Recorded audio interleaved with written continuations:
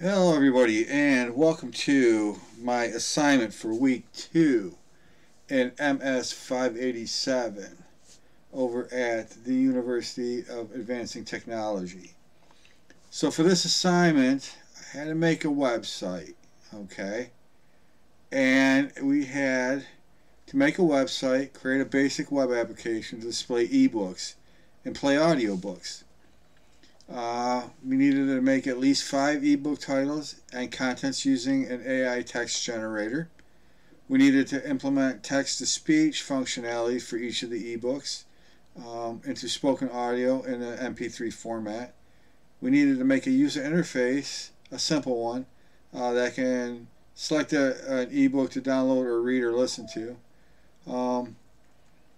And then we have each line of code we over-commented, and then user experience, and then we're going to do a video YouTube link, which is what I'm working on right now. Okay, so let's just get into it. Here's my code, and basically it's pretty simple and rinse and repeat, basically. So we're just using HTML, okay, and we're making a basic website. I call it the Library Lantern, and it's for audiobooks. And I do have 5 audiobooks. Each audiobook you can download the text or you can listen to the audiobook. There's even graphics on there, so you can kind of get an image of what the book would look like in solid form. And yeah, it's got links that you can use, and it's great. It was really easy to do, I used ChatGPT to come up with 5 really unique stories I thought were pretty engaging. I would recommend that if you're into anything like science fiction or fantasy, just give it a listen. It's not going to hurt you, and I think that you'll be pleasantly surprised on what artificial intelligence can really do with the help of your own imagination. Artificial intelligence isn't going to go any farther than what your imagination can tell it to do.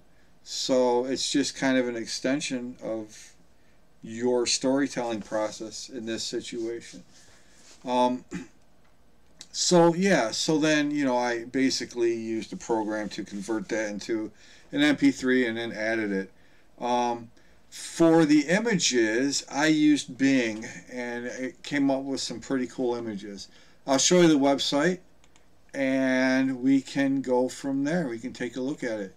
So here's Library Lantern. So it's pretty basic. I like the look of it. I didn't really want to go overboard with it. This was kind of like a happy accident. The way I staggered these and how it looks. These are like basically the book covers of all of them.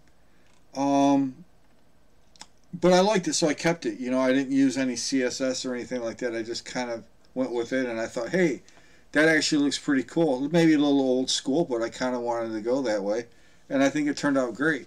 I love the images. I think that AI has really come a long way with that, and I like the styling and everything about it. It's amazing what it can do. So just to get into it and keep it brief, I have a download for each one and a listen to for each one. If you want to, I could put a download so you can download the audiobook, but I thought maybe that was overkill. I don't know. I can still do that if you want. I can always resubmit it if you want, but other than that, it's great. It's got a summary here, and the stories are really good. So just to show you that these links work, we're going to download the Magic Lantern story. Alright, that downloaded, and here it is right here. So that worked. And then we're going to listen to the audiobook. In a quaint village nestled between rolling hills and whispering forests, there lived a girl named Alara. She was no ordinary girl. She possessed a magic lantern, a treasure passed down through generations in her family. This lantern was no ordinary source of light. It was powered by the elusive and potent substance known as fairy dust. Alara's ancestors were guardians of the lantern, entrusted with its power and the responsibility it carried. Legend had it that when the lantern was lit with a sprinkle of fairy dust, it could awaken the spirits of the departed, bringing them back to the world of the living, if only for a fleeting moment. Alara's curiosity about the lantern and its mystical abilities grew with each passing day. She often found herself lost in the tales spun by her grandmother, stories of heroes and heroines who had used the lantern to right wrongs and bring closure to grieving hearts. One moonlit night, as the village slumbered peacefully, a sudden knock echoed through Alara's cottage. Startled, she hurried to the door to find a stranger standing in the shadows, his eyes filled with desperation. "Please, help me," the man pleaded. "My daughter, she's gravely ill. The healers say there's no hope. But I've heard whispers of your family's gift. Can your lantern truly bring back the dead?" Alara hesitated, unsure of the consequences of such a powerful act. But when she looked into the man's eyes, she saw the depth of his love and the pain of his impending loss. Without another word, she retrieved the lantern and a vial of precious fairy dust. With trembling hands, Alara lit the lantern, its soft glow illuminating the darkness. She sprinkled a pinch of fairy dust into the flame, and a shimmering light danced within.